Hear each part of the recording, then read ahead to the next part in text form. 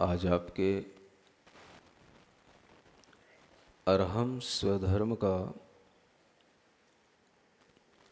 एक और नया दिन है, जब आप अपनी आध्यात्मिक यात्रा को और आगे बढ़ा सकते हैं। जैसे जैसे हम अपने आप को समझते जाते हैं,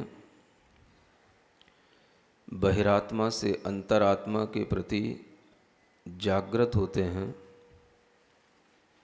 वैसे वैसे हमारा धर्म हमारे अंदर से स्वयं प्रस्फुटित होने लगता है। आत्मा स्वयं स्वधर्ममय है, किंतु अनादिकाल से कर्मों की संयोजना के कारण, कर्मों के संयोग के कारण वह आत्मा अपने स्वभाव को भूला हुआ रहता है। आत्मा का सारा सौंदर्य, सारी संपदा उसके अंदर ही विद्यमान है। जो विकृति कर्म के कारण से आती है, उस विकृति को हम अपने पुरुषार्थ से जब दूर करते हैं तो हमारी शक्ति हमारे ही अंदर होते हुए भी हमारे काम में आने लग जाती है।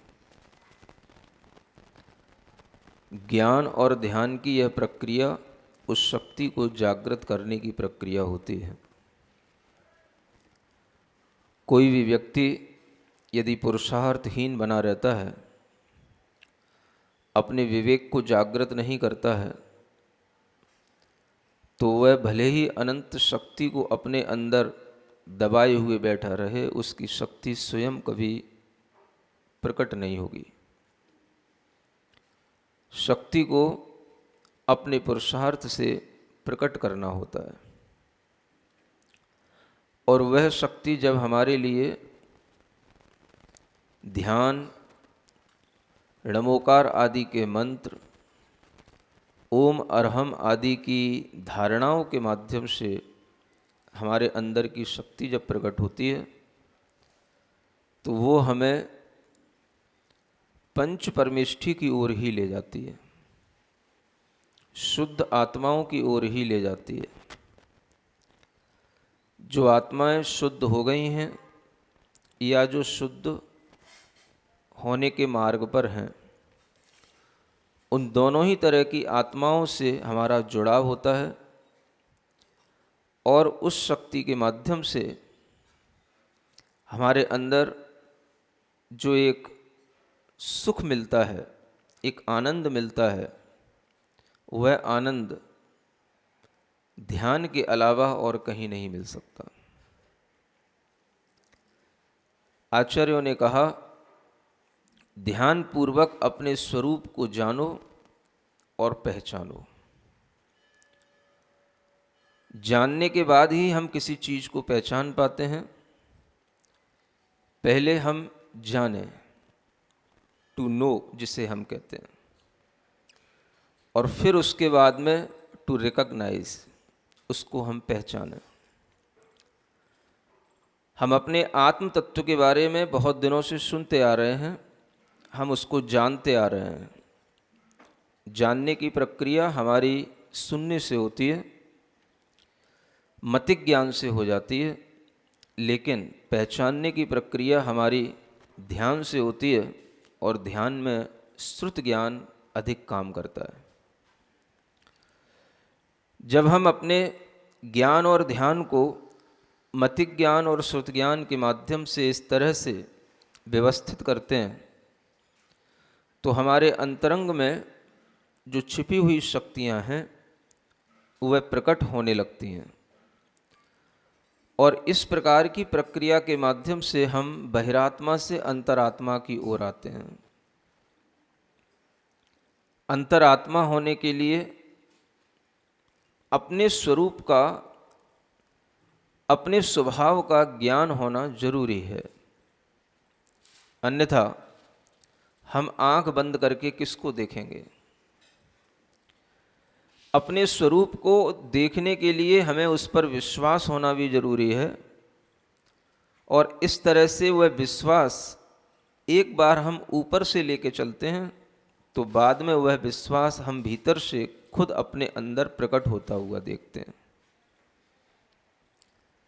उस अंतर यात्रा में, अंतरात्मा की यात्रा में, यह विश्वास निरंतर बढ़ता चला जाता है जैसे जैसे हमारे अंदर का स्वभाव प्रकट होता चला जाता है। इसी को कहते हैं धर्म की वृद्धि होना। मुनि महाराज, साधु परमेष्ठी, आचार्य उपाध्याय परमेष्ठी भी हमेशा अपने सामने आए हुए अनेक श्रावक और श्राविकाओं के लिए धर्म वृद्धि का आशीर्वाद देते हैं। धर्म की वृद्धि हो। कौन से धर्म की वृद्धि हो? कौन से धर्म की वृद्धि हो? आज जो धर्म किसी नाम से जाना जा रहा है उस धर्म की वृद्धि हो? कौन से धर्म की वृद्धि हो? जो आत्मा का अपना धर्म है, स्वधर्म है, उस धर्म की वृद्धि हो। जहां स्व है वहां सब कुछ है। क्षमा भी अपना स्वधर्म है, मृदुता भी अपना स्वधर्म है, ऋजुता, पवित्रता, ये सब आत्मा के स्वधर्म हैं। सत्यता, संयम, तप, ये सब आत्मा के स्वधर्म हैं। अलग अलग नाम से हम इन्हें भले ही कहें, लेकिन ये सारे स्वधर्म हमारी अपने स्व आत्मा के लिए होते हैं। और इसीलिए अगर हम केवल स्वधर्म कह लेते हैं तो उसमें सभी धर्म समाहित हो जाते हैं। धर्म की वृद्धि करना मतलब गुणों की वृद्धि करना। धर्म की वृद्धि करना यानी अपनी आत्मा के गुणों को और साफ करना, प्रकट करना, उनके ऊपर जो राग, मोह, क्रोध आदि कसायों की कलमश लगी हुई है उसको हटाना, और अपने ही गुणों के शुद्धिकरण से जब आत्मा की शक्तियां प्रस्फुटित होती हैं तो वही हमारा धर्म हमें आनंद देता है, हमें शक्ति देता है, हमें सब कुछ देता है। आप धर्म को समझते समझते क्रम क्रम से बढ़ते हुए न जाने कितने पहलुओं को, धर्म के पहलुओं को आप सुन चुके, जान चुके, और अंत अंत तक आप ये भी जान पाए कि अगर हमें अपने भीतर अपनी आत्मा के शांति के लिए कोई हमें कुछ करना है, कोई ध्यान करना है, कोई तप करना है, तो उसको करने से पहले हमें अपनी संसार की वासनाओं को, संसार की इच्छाओं को समझना होगा। उन्हें इच्छाओं के साथ में आगे नहीं बढ़ाना होगा, उन्हें तृप्त करना होगा अपने आत्म ध्यान से, आत्मज्ञान से। जब हम अपनी इच्छाओं को, जो संसार को बढ़ाने वाली इच्छाएं हैं, उन इच्छाओं को जब हम अपने आत्मज्ञान और ध्यान की ओर डाइवर्ट कर लेते हैं तो हमारे अंदर जो घटित होता है वही हमारा धर्म बन जाता है। वह धर्म जैसे जैसे हमारे लिए रसदार लगता है वैसे वैसे हमें बाहर के सभी रस बेरस लगने लग जाते हैं। राज रमा वनितादिक जे रस, ते रस बेरस लागे। वे सभी रस बेरस लगते हैं जब भीतर कोई रस उत्पन्न होने लगता है। आप लोग बहुत जल्दी करते हैं किसी भी चीज को समझने के लिए या किसी भी धर्म को अपनाने के लिए, लेकिन धर्म हमेशा शांति से, समझदारी से किया जाता है। जब भी कभी आत्मा के अंदर अंतर यात्रा प्रारंभ होती है, जगत का स्वरूप उसे समझ में आता है, तो वह अपने रसों को, जो भीतर उसके अंदर रस उत्पन्न हो रहा है, उस रस की गति को, उसकी दिशा को वो डाइवर्ट करता है। रस किसमें लेना? पहले वह इंद्री के विषयों में रस लेता था, मन के विषयों में रस लेता था, अब उसे रस आता है अपनी चेतना में, अपने ज्ञान में, अपने स्वभाव में। जब रस अपने में आने लग जाता है, इच्छा बाहर की ओर जाने वाली अपने आप छूट जाती है। इसी का नाम तप कहा गया। इच्छा बचे ही ना, ये सबसे बड़ा तप है। इच्छा जब नहीं बची तो जो हमारे सामने पड़ा था वो वैसा का वैसा ही पड़ा रह गया। जो जैसा था वो वहीं पर रह गया। हमने अगर उसको अपने से जोड़ा था तो केवल अपनी इच्छा से जोड़ा था, और इच्छा की जितनी ज्यादा इंटेंसिटी थी उतनी ही ज्यादा हम उस चीज से जुड़े थे। इसी इंटेंस डिजायर के कारण से हमने दुनिया में हर चीज पर अपना अधिकार जमा रखा था, चाहे वो चीज चेतन हो अचेतन हो। हम हर चीज को अपने अधिकार में अपनी इच्छा से जोड़ करके बनाए रखते हैं। इच्छा शांत हो गई, इच्छा नहीं बची, तो अब उन चीजों पर हमारा अधिकार भी नहीं बचा। चीजें जैसी थी वैसी हैं। सभी पदार्थ अपने स्व चतुष्टय के साथ हैं, अपने आत्म चतुष्टय के साथ हैं, चाहे वो चेतन हो चाहे अचेतन हो।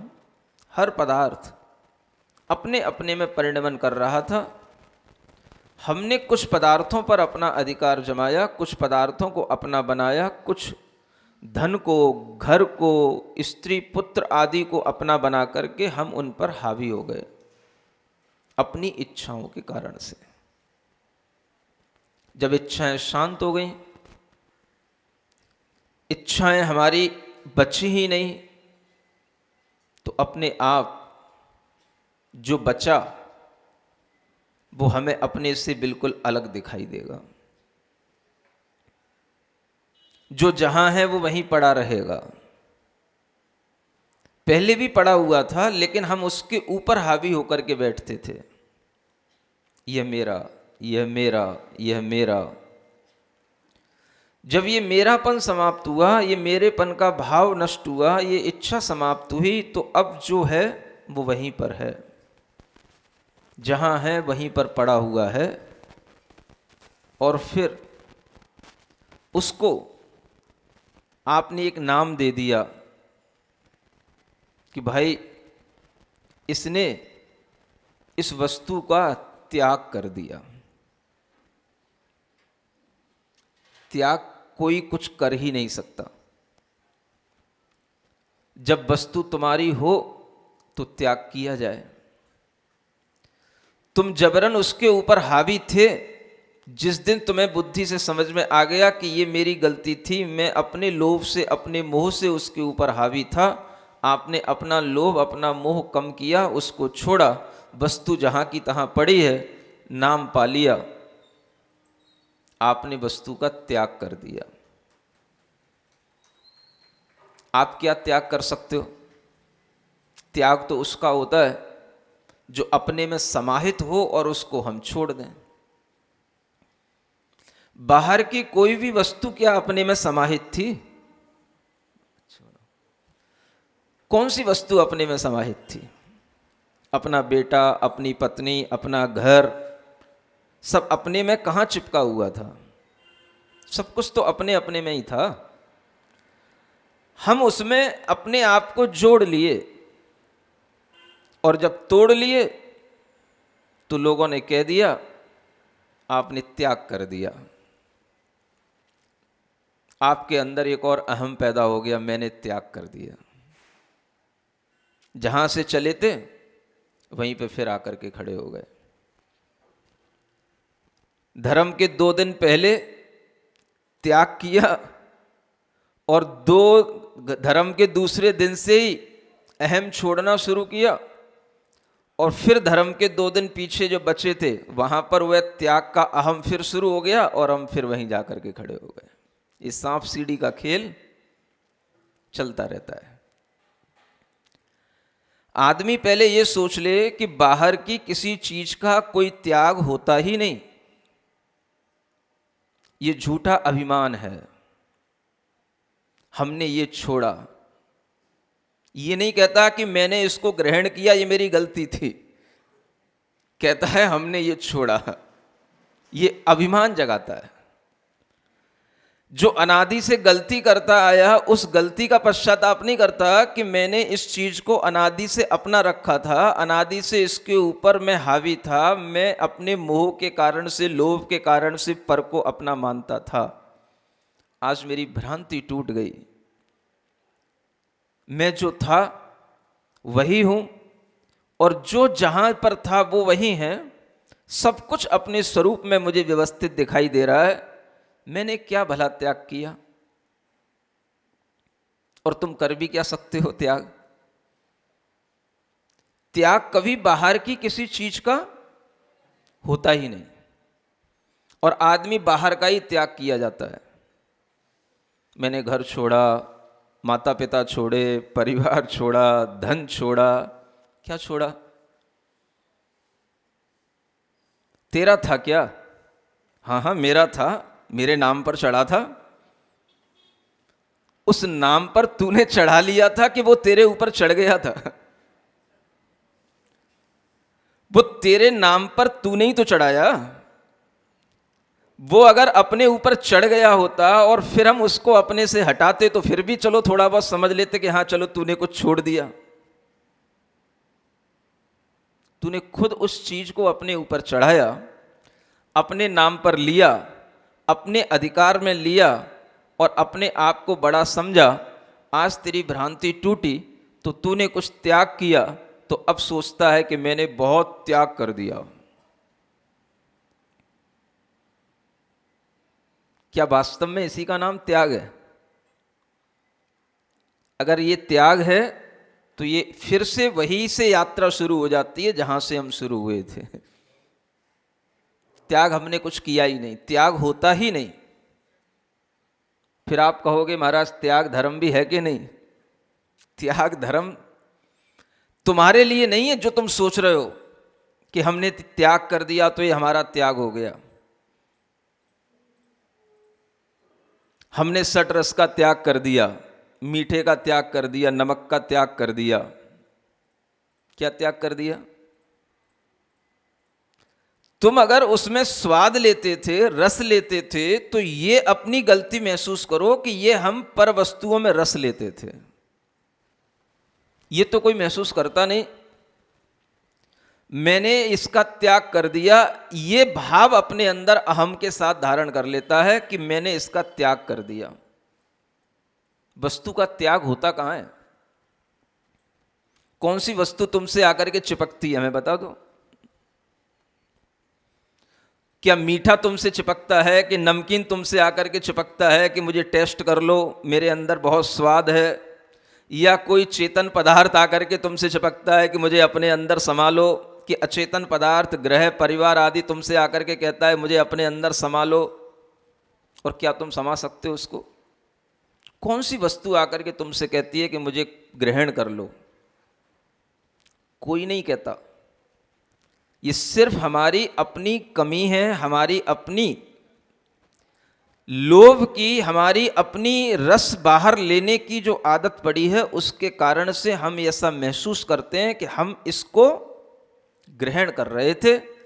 अब इसको ग्रहण कर रहे थे तो ये हम अपने रस से उसको ग्रहण कर रहे थे। रस से ग्रहण करने के बाद में जब आपका रस उससे नहीं जमा, आपका रस उसमें नहीं लगा, आपने उस रस को ग्रहण करने की भावना छोड़ दी। त्याग क्या किया? हम गलती कर रहे थे, उस गलती को हम गलती ना स्वीकार करके एक और अपने ऊपर अहम का भाव ओढ़ लेते हैं कि हमने ये छोड़ करके हमने बहुत अच्छा कर लिया। आप किसी पदार्थ का सेवन कर रहे हैं, वह पदार्थ का सेवन आप अपनी इच्छा से कर रहे हैं, आप अपने रस से कर रहे हैं। रस उसमें नहीं है, रस आप में है। आपको लगता है कि हमें मीठा लेने से रस आता है तो आप मीठा लेते हैं। आपको लगता है कि हमें नमकीन लेने से रस आता है तो आप नमकीन लेते हैं।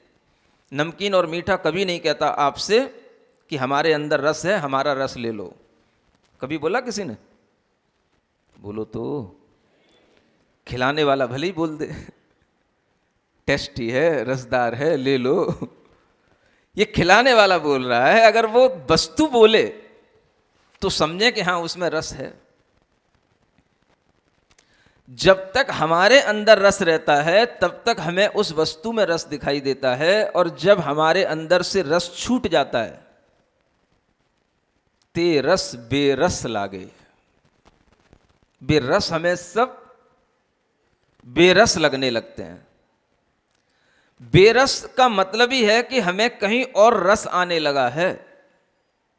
अगर हम उस रस को देखेंगे तो वो रस हमें बेरस लगेंगे, और अगर हमने उस रस को भी ध्यान में रखा, मीठा छोड़ा हुआ है, नमक छोड़ा हुआ है, घी छोड़ा हुआ है, तो रस अभी भी मीठे, नमक, घी सब में आ रहा है। रस कहीं नहीं गया। वो रस आपको परेशान कर सकता है जब जब आपके सामने आए। कैसे परेशान करता है? किसी का मीठा नहीं लेना, नमक नहीं लेना, या किसी रस का त्याग होना, और वो रसदार वस्तु उसके मुंह पर अगर कहीं आ जाए भूल से, ओ महाराज पाप हो गया, पाप हो गया। क्या हो गया? प्रायश्चित दे दो, प्रायश्चित दे दो। क्या हो गया? वो मेरी त्यागी हुई वस्तु थी, वो मेरे खाने में आ गई। ऐसा लगता है जैसे कितना बड़ा पाप हो गया, कितनी बड़ी हिंसा हो गई। उस पाप का प्रायश्चित लेने आते हैं।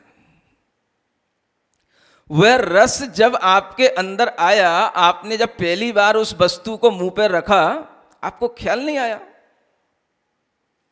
एक वस्तु को मुंह में रखने के बाद आदमी कम से कम 10-20 बार उसको चबाता है, नहीं चबाता? उसका रस लेता है। आपने पूरा रस भी ले लिया, खा भी लिया, और बाद में आकर के महाराज प्रायश्चित दे दो, प्रायश्चित दे दो। वो मुंह में चली गई थी। अपने आप कैसे चली गई थी? मुंह में रखने के बाद भी तो उसे छोड़ा जा सकता था। इतनी अगर आपके अंदर उस वस्तु से घृणा आ गई तो इसका मतलब है कि आपके अंदर अभी उसका रस जो बना हुआ था वो कहीं गया नहीं। वो रस बना हुआ है। वो बना इस रूप में रहता है कि जितना आप उसको अपने से दूर करने की स्थिति में फेंकते हो, दूर करने की स्थिति में लाते हो, वो रस से आपका जो लगाव है वो छूटता नहीं। अगर कभी ऐसा हो जाए किसी भी रस को छोड़ने के बाद धीरे धीरे धीरे धीरे अपने आप हमारी जिह्वा में वो रस आना बंद हो जाए, वह फिर वस्तु को लेने के बाद हमारी जिह्वा में फिर उसके रस का आभास ही ना हो,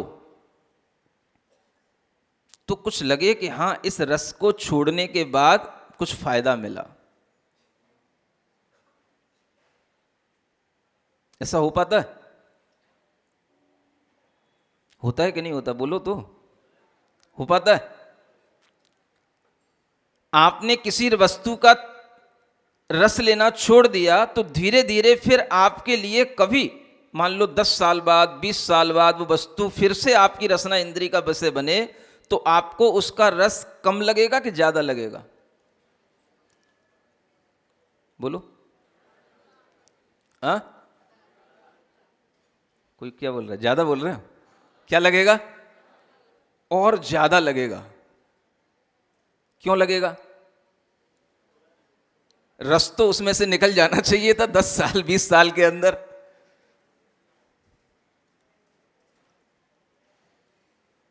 वो वस्तु के अंदर का जो रस है, उस रस का हमने जो त्याग नहीं किया, उस रस की वस्तु का त्याग करके हमने सोच लिया कि वस्तु का त्याग हो गया। त्याग वस्तुतः कभी भी किसी भी वस्तु का नहीं होता। त्याग वस्तुतः होता है जब हम तप कर चुके होते हैं। तप करने का मतलब कल आपसे कहा था, जब हम अपनी इच्छा शांत कर चुके होते हैं, वही हमारा सबसे बड़ा तप होता है। और उस तप को करने के बाद में जो चीजें हमारे सामने पड़ी रहती हैं, उनमें जब हमारी कोई इच्छा नहीं बचती, हमारा कोई उसमें रस नहीं बचता, तो वही वस्तु हमारे लिए अपने आप त्याग रूप में कहलाती है। लेकिन त्याग हमने वस्तु का नहीं किया, त्याग किसका किया?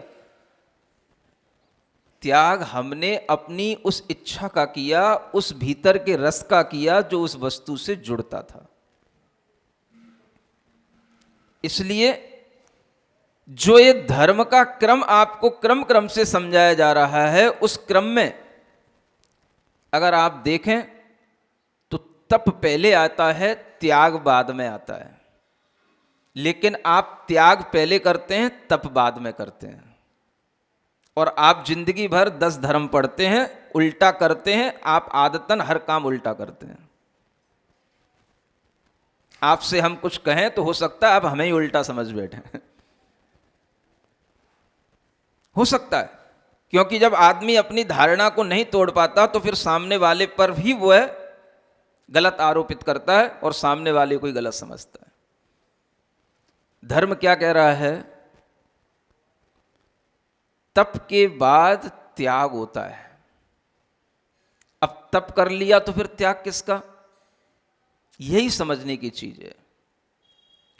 जो तप अंतरंग में होगा, वो अंतरंग का तप हमें जो वस्तुओं के प्रति ममत्व को नष्ट कर देगा, जो हमारा तप हमारे मोह को नष्ट कर देगा, जो हमारा तप हमारी वस्तुओं के प्रति आने वाले रस को छोड़ देगा, तो उस रस का त्याग ही वास्तविक त्याग आचार्यों ने कहा है।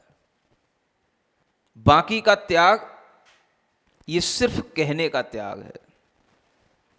इसलिए तप से, तपने के बाद में जो कचड़ा बच जाए, जो निकल जाए आत्मा से, उसका नाम त्याग है। आत्मा का कचड़ा निकालना है।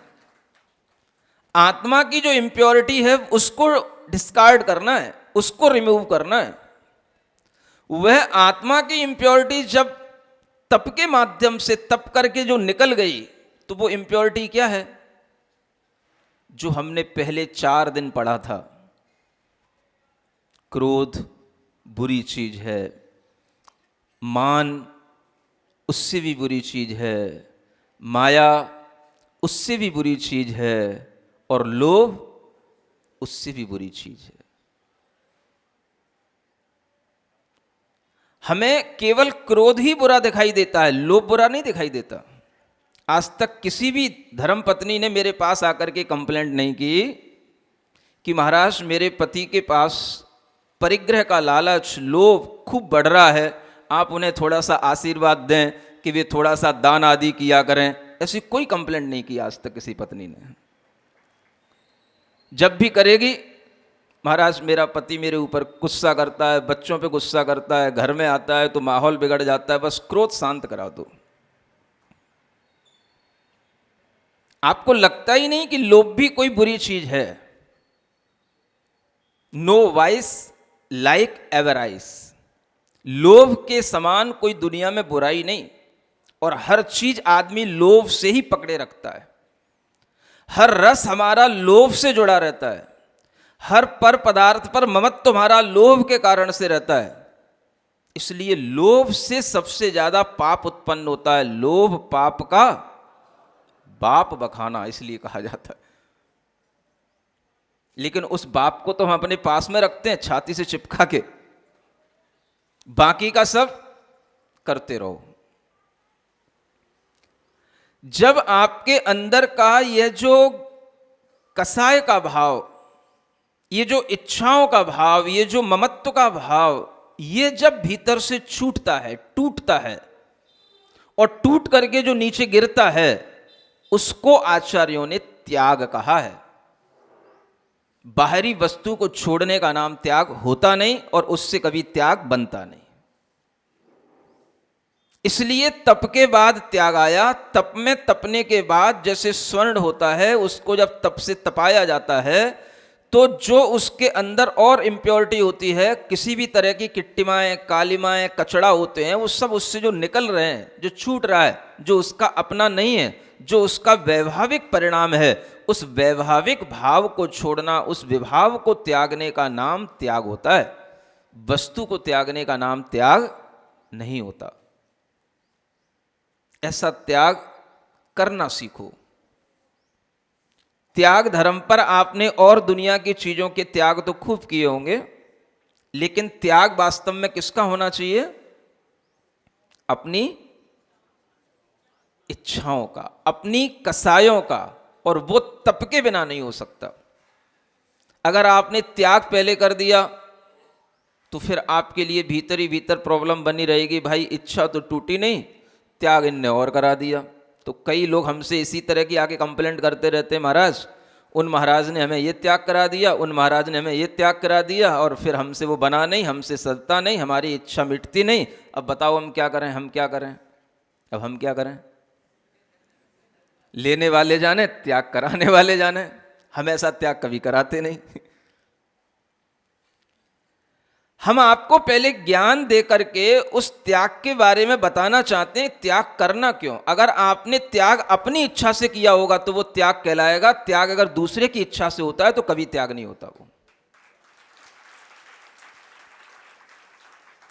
हम आपसे कह सकते हैं कि इस वस्तु के प्रति अपने ममत्व का त्याग कर दो, ये रास्ता अच्छा नहीं है, ये हम आपको समझा सकते हैं, लेकिन इच्छा तो आपको ही अपने अंदर क्रिएट करनी पड़ेगी। अगर आपने अपनी इच्छा से वो त्याग नहीं किया है तो ये मान के चलना कि बस आप जिस टाइम लिमिट के लिए अपने उस त्याग को किए हैं तो वो बस पूरा होने का आप इंतजार कर रहे हैं। मैंने कई बच्चों को देखा, कोई भी बच्चा अगर पिज्जा, बर्गर, कोई भी ऐसी फास्ट फूड या कोई भी गलत चीजों को खाने को छोड़ देता है, अगर वो कहता है कि मैंने 4 महीने के लिए छोड़ा, 6 महीने के लिए छोड़ा, 1 साल के लिए छोड़ा, तो वो 1 साल बाद, 6 महीने बाद जितना उसने 6 महीने के दिनों में छोड़ा, उससे ज्यादा फिर खाने की इच्छा करने लग जाता है। क्योंकि उसने त्याग नहीं किया, आपने त्याग करवाया उसको। उसकी इच्छा नहीं मरी, आपने उसको जबरदस्ती उससे हटवाया। वो हट तो गया आपके कहने पर, आपके समर्पण के कारण से, लेकिन उसने अपनी भीतर की इच्छा तो नहीं छोड़ी। वो दिन गिन रहा है, कब 6 महीने पूरे होंगे, कब 1 साल पूरा होगा। अगली बर्थडे तक के लिए त्याग किया है और अगली बर्थडे के दिन से ही वो अनाप शनाप खाना शुरू करेगा। क्यों? त्याग आपने पहले करा दिया, तप उससे होता नहीं। होना क्या चाहिए था? पहले तप होना चाहिए था, तब त्याग होना चाहिए था। पहले उससे कहना चाहिए था कि आप अपनी इच्छाएं जो इसके साथ जुड़ी हुई, इन इच्छाओं को मारो, इन इच्छाओं को छोड़ो। ये फास्ट फूड के प्रति हमारी इच्छा जो है वो गलत है, इससे हमें नुकसान होता है। अगर वो इतना समझ पाता, अपनी इच्छाओं को कंट्रोल करके फिर वो अपने मन से कहता कि नहीं मैंने त्याग किया है, तो उसका त्याग जिंदगी भर का त्याग बन जाएगा। 1 साल का किया हुआ त्याग उसका जिंदगी भर का त्याग बन जाएगा। अगर उसने ये सोच के त्याग किया कि चलो देखते हैं, 1 साल त्याग छोड़ कर ही देखते हैं, धीरे धीरे अगर हमारी इच्छा मर जाती है तो ठीक है, फिर हम इसको आगे भी बढ़ा लेंगे। और बढ़ाएंगे क्या? वैसे देखा जाए, मैं कहता हूं त्याग कभी भी 6 महीने, 1 महीने या 1 साल, 2 साल, 10 साल का होता ही नहीं। त्याग होता है तो जीवन पर्यंत के लिए ही होता है, उसी का नाम त्याग कहा जाता है। जो चीजें आपने कुछ लिमिट से छोड़ी, कुछ टाइम पीरियड बना करके छोड़ी, आपका लगाव उसमें लगा ही हुआ है, वो त्याग हो ही नहीं सकता। आपके लिए जब भी देखने में आएगा कि हमारी इच्छा छूट गई, तो इच्छा तो फिर एक बार छूटी तो जीवन पर्यंत के लिए छूटती है, उसका नाम त्याग कहा गया। बाकी का आप कुछ अपने पास रखते हो, कुछ छोड़ते हो, वो त्याग नहीं होता। उसे धर्म की, समाज की परिधियों के अंदर एक नाम दे दिया जाता है, दान। क्या बोलते हैं उसको? हाँ, ये समाज की एक व्यवस्था है। आपके पास में बहुत सा संग्रह है, उस संग्रह में से कुछ आप निकाल दो, कुछ आप दूसरे के लिए कर दो, कुछ आप थोड़ा सा छोड़ दो, तो वो त्याग नहीं हुआ, वो क्या हुआ? वो दान हुआ। त्याग और दान को एक मानने की भूल कभी नहीं करना। त्याग अंतरंग के विकारों का होता है और दान बाहर रखी हुई चीजों के संग्रह का होता है। उस दान को करने के बाद में आदमी अगर यह समझे कि मैं बहुत बड़ा त्यागी हो गया तो यह भी गलत, और अगर वो दान आपने पूरा का पूरा कर दिया तो भी आपने समझा कि हमने बाह्य वस्तुओं का सारा त्याग करके हम बहुत बड़े त्यागी बन गए, तो यह भी गलत। क्या त्यागी होते हैं? आप घर में रहते थे, आप घर से निकल आए, पत्नी को घर में छोड़ आए, बच्चों को घर में छोड़ आए, बिजनेस अपना जगह खड़ा हुआ है, आप थे, आप अपनी ऑनरशिप उससे हटा आए, बस आप निकल आए। अब आप कहो कि हमने अपनी ऑनरशिप छोड़ दी, हमने त्याग कर दिया, ये त्याग नहीं मानेंगे, हम तो नहीं मानेंगे। दुनिया भले ही मानती रहे, समाज में हर व्यक्ति भले ही मानता रहे, हम इसको त्याग नहीं कहेंगे। वो त्याग नहीं है। त्याग दो चीजें हैं, एक छोड़ना और एक छूटना। क्या बोला? एक छोड़ना और एक छूटना। जिस चीज को हमने छोड़ा वो हमने छोड़ दिया, हमारे लायक नहीं थी, हमें समझ आया कि हमें इसमें उलझने की जरूरत नहीं, हमने उसको छोड़ दिया, ये छोड़ना हुआ। त्यागना अलग चीज है। त्याग का मतलब होता है कि वो आपसे छूटा, जो आपके अंदर जुड़ा हुआ था वो टूटा, वो टूटेगा तो वो छूटेगा, तो वो त्याग कहलाएगा। इसलिए छोड़ने के बाद भी त्याग हो जाए जरूरी नहीं है। कई लोगों के लिए आप देख सकते हो, बाहर की चीजें छोड़ने के बाद फिर भी भीतर ही भीतर उन्हीं चीजों से आसक्त बने रहते हैं। यह छोड़ना और छूटना, छूटना होता है अपने भीतर से, अपनी इच्छा से, अपने मोह से, अपनी कसाई के छूटने से त्याग होता है। लेकिन बाहर की चीजें जब हम उनसे अपने आप को अलग कर देते हैं, उनसे कोई मतलब नहीं रखते हैं, तो ये केवल छोड़ना कहलाता है, ये त्यागना नहीं कहलाता। जो छोड़ना है वह भी केवल छोड़ना है, वो भी त्याग नहीं है, और जो छूट जाना है उसका नाम त्याग है। ये त्याग इतना गहरा होता है कि अगर हम इस धर्म को पहचानने के लिए अपने बाहरी धन आदि के वैभव से अपना मोह नहीं छोड़ते तो हम कभी भी त्याग धर्म की ओर उन्मुख नहीं हो सकते। आज के समाज में एक बहुत बड़ी समस्या है, और वो समस्या लोग हमारे सामने इस रूप में आकर के कहते हैं कि महाराज धर्मात्माओं की कमी हो रही है, धर्म कम हो रहा है, धर्मात्मा लोगों की संख्या कम होती जा रही है। क्यों हो रही है? आप खूब तो दान कर रहे हैं, खूब आप त्याग कर रहे हैं, फिर धर्म की, धर्मात्माओं की बढ़ोतरी क्यों नहीं हो रही? इसका एक बहुत बड़ा कारण यह है कि आपको जब भी कभी दान की बात कही जाती है, आपको त्याग की बात कही जाती है, तो आप सीधा सीधा दौड़ते हो मंदिरों के लिए और मुनि महाराजों के लिए, सीधा सीधा उनकी ओर दौड़ते हो। आज समाज भीतर से खोखली हो रही है, और इस खोखली होने का कारण यह है कि जो हमारा सहधर्मी भाई है, वह सहधर्मी भाई जब अपनी आर्थिक संकटों से परेशान होता है तो उसके लिए सहयोग करने वाला कोई नहीं मिलता।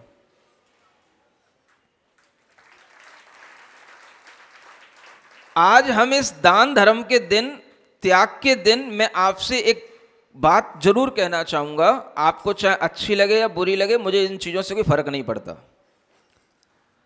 अगर आप ये चाहते हो कि समाज खोखली ना हो, समाज का हर बंधु धर्म पर चलता रहे, धर्म करता रहे, धर्म का विश्वास बनाए रखे, तो मैं कहता हूं उन पूंजीपतियों से अरबपतियों से जो दान देने में सबसे पहले अपना नाम लिखाते हैं, वो कुछ ऐसी प्लानिंग करें, समाज के कुछ अच्छे समझदार लोग ऐसी प्लानिंग करें कि जो परिवार आर्थिक संकट के कारण से अपना धर्म पर विश्वास छोड़ रहे हैं, उन परिवारों को हम मजबूत बनाएं, उन परिवारों को हम स्थिर बनाएं धर्म में। तो कुछ आपके दान का कुछ परिपथ निकलेगा। आज मैं देख रहा हूं दान सारा का सारा उस रूप में जा रहा है, उन कार्यों के लिए जा रहा है जिन कार्यों का जैन धर्म से कोई संबंध नहीं है और बहुत लंबे समय तक रहना नहीं है। जो परिवार धर्म की राह पर चलना चाहते हैं लेकिन आर्थिक संकट के कारण से अपना विश्वास श्रद्धा खो बैठते हैं और कोई दूसरे लोग उन्हें उस सहयोग को देकर के अपने धर्म में परिवर्तित कर लेते हैं, ऐसा भी बहुत कुछ जैन समाज के साथ हो रहा है। अगर इस कमी को भी रोक लिया जाएगा, इस परिवर्तन को भी रोक लिया जाएगा, तो भी आप अपनी समाज की उन्नति बनाए रखेंगे और धर्म बचा रहेगा। लेकिन इस विषय पर किसी का कोई ध्यान नहीं होता। बड़े बड़े हमें कार्य करने होते हैं, बड़े बड़े कार्यों में हम बड़ी बड़ी प्रतिष्ठा वाले पदों के लिए बड़ा बड़ा धन दान देते हैं, लेकिन अगर हम थोड़ा सा अपना मनोभाव बनाएं तो उस धन के माध्यम से हम सैकड़ों हजारों परिवारों का पालन कर सकते हैं। वो परिवार आपके द्वारा अगर सहयोग की कोई भावना होगी तो उस सहयोग के माध्यम से अपना धर्म भी बचा करके रखेंगे और अपना सम्मान भी बचा करके रखेंगे। आज किसी भी जैन व्यक्ति की इस तरफ कोई भी दृष्टि नहीं है और हर व्यक्ति अगर थोड़ा सा समृद्ध हो जाता है, पैसे वाला हो जाता है, तो सबसे पहले कूद पड़ता है हम लोगों की मंच पे आकर के, बताओ महाराज कहां लगा दें, क्या दान कर दें, कौन सा तीर्थ बनवा दें, आप बताओ।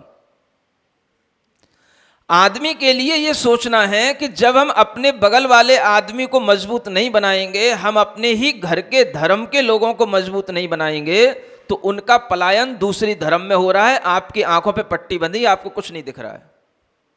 और ऐसा एक दो की संख्या में नहीं, सैकड़ों हजारों की संख्या में हो रहा है। मैं आपसे यहां खुल करके ज्यादा नहीं बोलना चाहता, आप अपनी दृष्टि चारों तरफ दौड़ाएंगे तो आपको सब कुछ दिखाई देगा।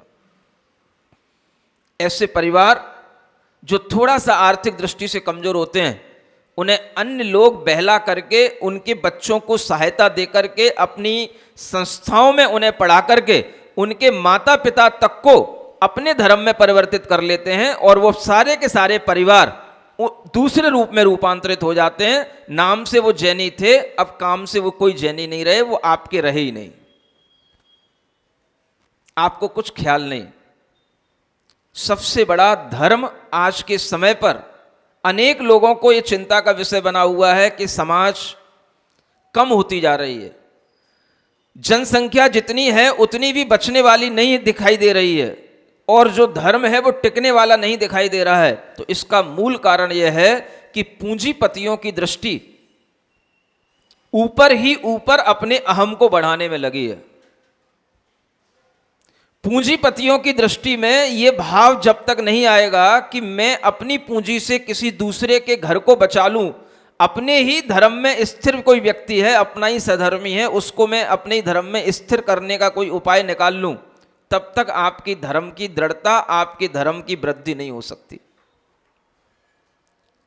मैं कहता हूं जैन समाज के अंदर अनेक ऐसे पूंजीपति हैं जो बड़ा बड़ा बिजनेस करते हैं, सैकड़ों करोड़ों का, हजारों करोड़ों तक का टर्नओवर है, लेकिन अगर उन सब पूंजीपतियों को जोड़ करके ये विचार किया जाए कि हम 10 परिवारों को, हम 2 परिवारों को, हम 1 परिवार को बचा सकते हैं, उनको हम आर्थिक संकट से उबार सकते हैं। हम यूं नहीं कह रहे कि आप उन्हें केवल धन दे दें, अगर आप उन्हें काम भी दे देते हैं और अपना काम उनसे करवा करके भी आप उनके सम्मान को बनाए रखते हैं, तो भी वो लोग तैयार रहते हैं। लेकिन इस तरह की भी कोई योजना आज सामने नहीं आती है।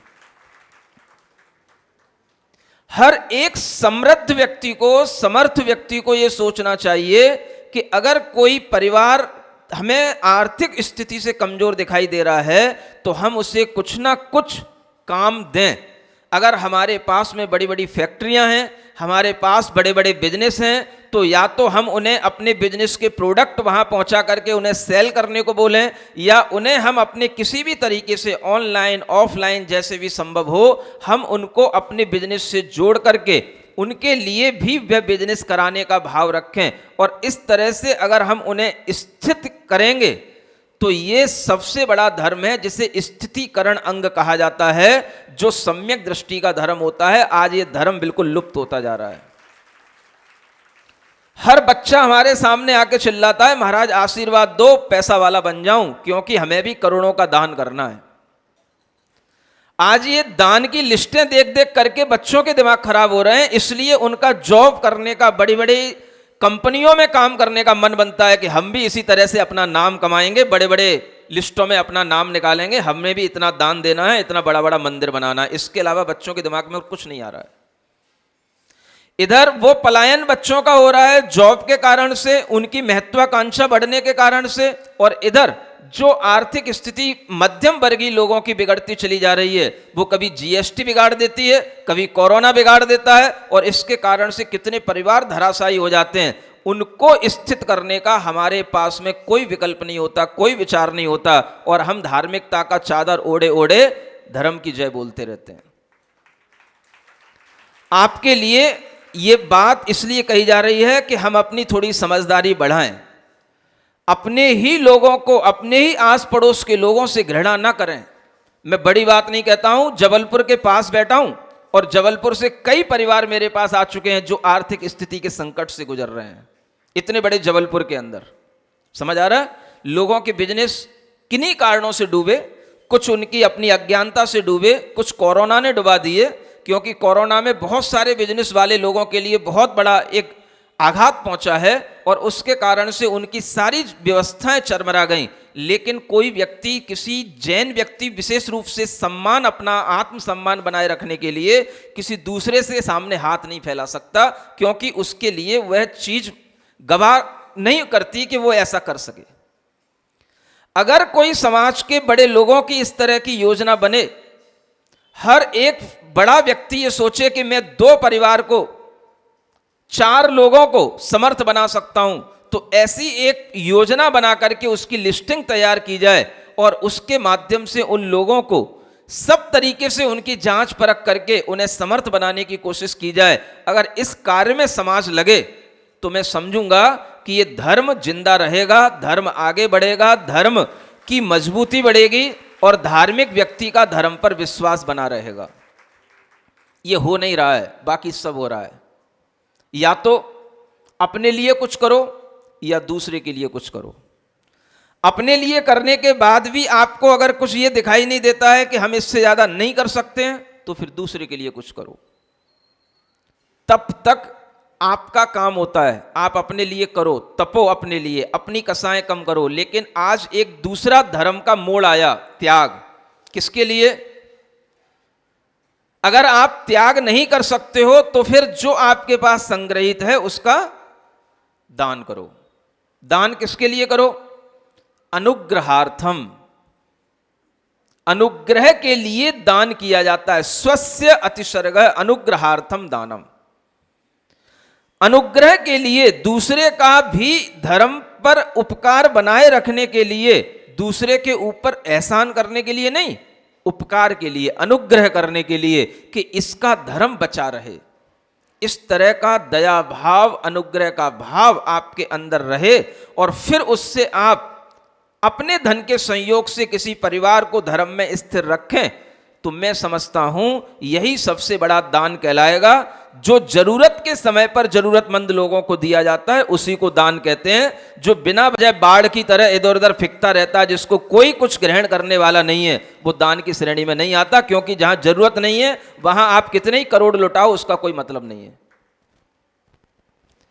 भूखे को भूख की जरूरत है, रोटी की जरूरत है, प्यासे को प्यास की जरूरत है, पानी की जरूरत है, घर में रहने वाले को एक घर की जरूरत है, उसको अपने घर का किराया चुकाने के लिए पैसे नहीं हो रहे हैं, अपने छोटे छोटे बच्चों को पढ़ाने की उसकी व्यवस्थाएं बिगड़ चुकी हैं। आपका अगर इस ओर ध्यान जाएगा तो ये सबसे बड़ा दान कहलाएगा, और इस दान को आप सम्यक दृष्टि भी होंगे तो भी समझेंगे।